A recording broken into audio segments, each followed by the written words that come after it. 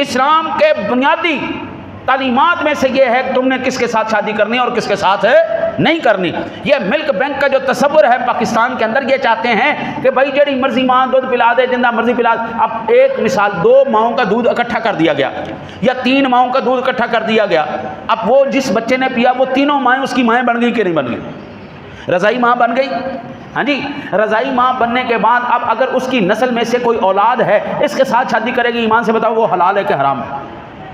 वो तो हराम हो गई भाई। उस माँ का उसने दूध पिया है, उसकी बेटी के साथ इसका निकाह कैसे हो सकता है?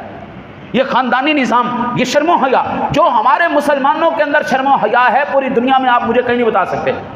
इस आज भी मुसलमानों का बच्चा निगाहें नीची करके चलता है।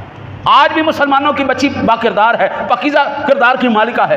आज भी हमारी आंखों में, नज़रों में, सोचों में शर्मो हया मौजूद है। आज भी हम बड़े बुजुर्गों का एहतराम करते हैं। उसकी वजह सिर्फ यह है